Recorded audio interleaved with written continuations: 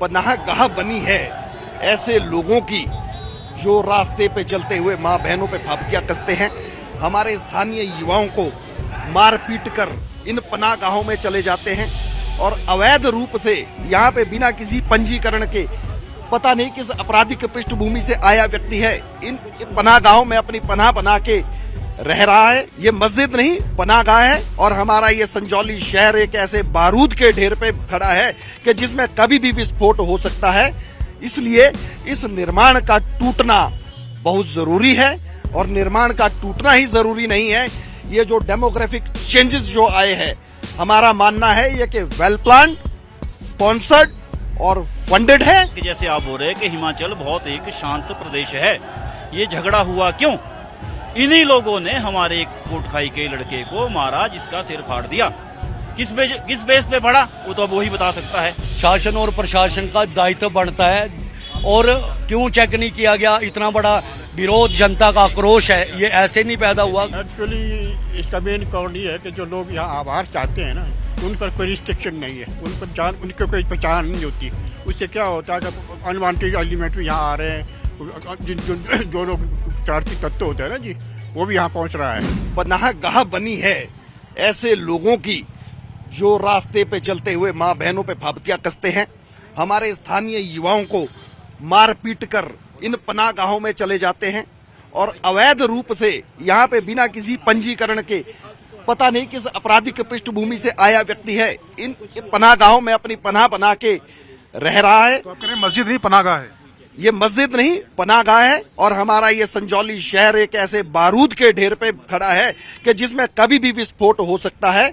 इसलिए इस निर्माण का टूटना बहुत जरूरी है और निर्माण का टूटना ही जरूरी नहीं है।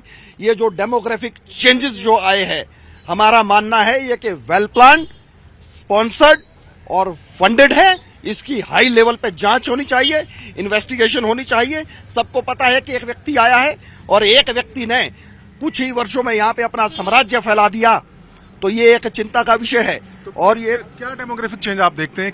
क्या बदलाव देख रहे हैं और कब, कितने समय से हुआ है? देखिए, पिछले जो 8 से 10 1990 में एक व्यक्ति आया, अकेला व्यक्ति था, दर्जी का काम करता था, जीन्स पहनता था, क्लीन शेव रहता था। आज वो मौलवी बन गया, सरदार बन गया सबका। आज रेडी फड़ी पे हमारे स्थानीय युवाओं को जगह नहीं है कहीं लगाने की। हमारा स्थानीय युवा बैठता है तो उसे उठा दिया जाता है। इन लोगों को इस तरीके से यहाँ पे बिठाया गया है, यहाँ जो हमारे स्थानीय युवाओं के रोजगार पे भी डाका डाला जा रहा है। और सबसे बड़ी बात यह है कि इतनी असभ्यता, मैं कैमरे पे मुझे बताने में भी शर्म आ रही है और संकोच हो रहा है। जब हमारी माँ बहनें गुजरती है, उनसे किसी चीज का भाव पूछती है तो और वो पीछे से किस प्रकार की फाबतियाँ कसते हैं वो लोग, ये बड़ी शर्म का विषय है।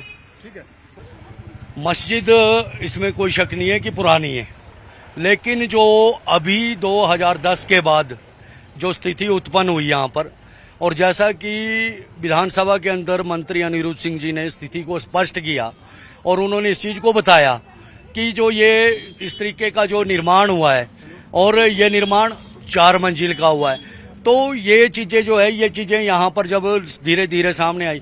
दूसरी बात जो है, बाहरी लोग जब ये अपना बाहर से जो लोग आते हैं, उनका रजिस्ट्रेशन, उनका उस तरीके से जो यहाँ पर चेक होना चाहिए था, उस चेक को लेकर जो है वो चीजें नहीं होती रही है और हुई नहीं हुई। उन चीजों को लेकर शासन और प्रशासन का दायित्व बनता है और क्यों चेक नहीं किया गया? इतना बड़ा विरोध, जनता का आक्रोश है, ये ऐसे नहीं पैदा हुआ कि हुआ नहीं।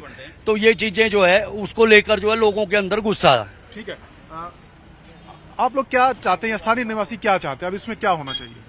देखिए, स्थानीय निवासी हम ये चाहते हैं कि जो ये रोज चाहे रोजगार की बात हो, सुरक्षा की बात हो, ऐसे तमाम इश्यूज हैं जो यहाँ उठाए जा रहे हैं। सर, क्या नाम है आपका?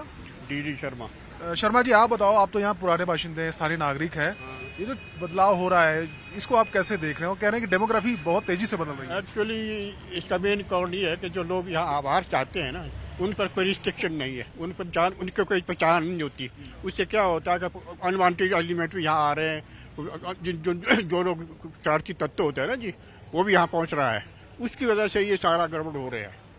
उस पर सबसे जरूरी चीज़ ये है कि उन लोगों पर सरकार को चाहिए कि उन पर बंदिश लगाए और रजिस्ट्रेशन में कराए, जो आ रहे हैं उनके रजिस्ट्रेशन में कराए, कौन आ रहा है कौन जा रहा है, ताकि इस तरह के कोई दुर्घटना ना घटे। तो क्या ये जो मस्जिद बनी है, निर्माण हुआ है, ये वो जो बाहरी लोग आते हैं वो सिर्फ यहाँ आते हैं पहले, उसके तो वो मस्जिद में ठहरते होंगे ना, कुछ इस तरह के लोग होते होंगे, तभी तो झगड़ा तो यहीं से शुरू हुआ ये। बाकी मस्जिद का निर्माण का जहाँ तक बात है, ये तो एडमिनिस्ट्रेशन को देखना चाहिए ना कि क्या हो रहा क्या नहीं हो रहा, कि गलत तो नहीं हो रहा है कोई बात। ये तो एडमिनिस्ट्रेशन का काम है, गवर्नमेंट का काम है। 2010 से कह रहे हैं कि निर्माण शुरू हुआ था, 14 साल हो गए लेकिन कोई एक्शन नहीं हुआ। तो ये तो गवर्नमेंट की नालायकी है, इसमें तो कोई हम कह सकते हैं गवर्नमेंट को एक्शन लेना चाहिए इसमें। हिमाचल प्रदेश एक बहुत शांत प्रदेश माना जाता है, लोग बड़े मेलजोल से रहते हैं, लेकिन ये जो कुछ घटनाएं हुई हैं इसको आप कैसे देख रहे हो, क्या कारण जनाब आपने ये देखा कि जैसे आप बोल रहे हैं कि हिमाचल बहुत एक शांत प्रदेश है, ये झगड़ा हुआ क्यों? इन्हीं लोगों ने हमारे एक कोटखाई के लड़के को मारा, जिसका सिर फाड़ दिया। किस बेस पे पड़ा वो तो अब वही बता सकता है। तो झगड़ा वहां से ये पहुंचा, फिर यहाँ पर पहुंचा, फिर तो आगे से आगे चलता गया। क्योंकि जब यहाँ पर ये आज अगर आप ये होता ना तो आप यहाँ से नीचे पैदल नहीं जा सकते थे।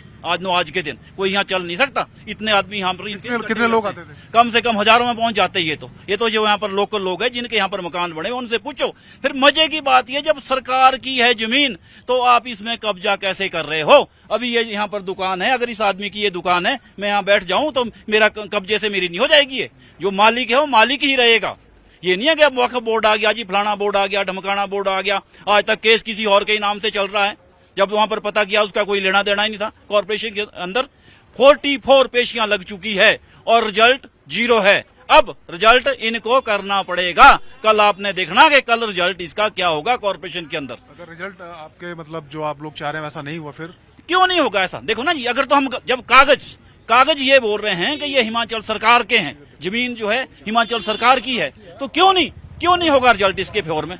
उन्होंने तो कोई अपनी नौकरी तो नहीं गंवानी होगी कि उन्होंने गंवानी होगी, या उसके बाद आगे भी दरवाजे हैं, कोर्ट है, हाई कोर्ट है, ऐसा थोड़ी है। एक सवाल ये भी है कि भाई इतनी पुरानी मस्जिद है, 2010 से इसका निर्माण शुरू हुआ, जो ऊपर की बिल्डिंग में, तो स्थानीय लोगों ने आवाज नहीं उठाई? आवाज उठाई, सुनता कौन है? अगर आवाज ना उठाई होती तो 44 पेशी कैसे लगती? 44 पेशी आवाज उठाई गई, लेकिन इन्होंने काम को रोका नहीं। वहां से भी इनको नोटिस आते हैं, रोकना चाहिए। हाँ, इनको रोकना चाहिए था। नहीं, अगर मैं अवैध कर रहा हूँ तो मैंने रोकना है काम को। इन्होंने गवर्नमेंट थोड़ी आनी थी यहाँ पर रोज ही। अभी यहाँ से एक और ये नीचे को एक रास्ता है, अभी यहाँ पर और अभी मैं देखने गया हूँ, अभी उसको बंद किया जा रहा है। इन्होंने तो ऐसे ही बना रखे, ना जाए जहां मर्जी से, जहां से इनकी तबीयत करे वहां से जाओ। लोकल आदमी देखा आपने? कोई चौक से लेकर यहाँ पर कोई बैठता, सड़कों से आदमी नहीं चल सकते। शाम को अगर जब ट्रैफिक होती है, स्कूल से बच्चों को छुट्टी होती है, यहाँ से चलना मुश्किल हो जाता है, क्योंकि जिन्होंने चारों तरफ दुकानों को कब्जा कर रखा है। ज्यादातर लोग बाहरी हैं क्या इनमें? बिल्कुल, ज्यादा तो नहीं, 100% सारे देखिए आप, सारे बाहरी है। लोकल तो है नहीं इसमें बंदे, लोकल तो गिने चुने होते इसके अंदर जी बंदे। तो देखिए स्थानीय लोगों का गुस्सा है, उनका कहना है कि ज्यादातर बाहरी लोग हैं। दादा क्या नाम है आपका? पवन कुमार है जी। पवन जी, आप बताओ, आप तो यहाँ के स्थानीय निवासी हैं, ये जो मस्जिद निर्माण और वहाँ से बाहरी लोगों का आना, क्या सोचते हैं आप लोग?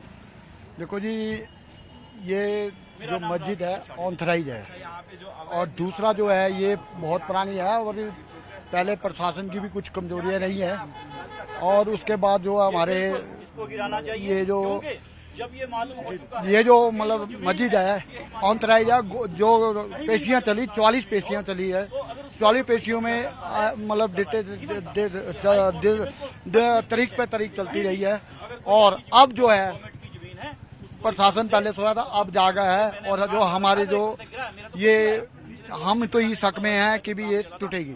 आप चाहते हैं कि टूटे? हाँ, टूटे। और ऑथराइज तो ऑथराइज है, कानून का जो फैसला होगा हमें मंजूर होगा, और कानून ही जो करेगा। और कल इनकी जो है फैसला आना है, उसके बाद जो हम देखेंगे कि क्या है। ठीक है।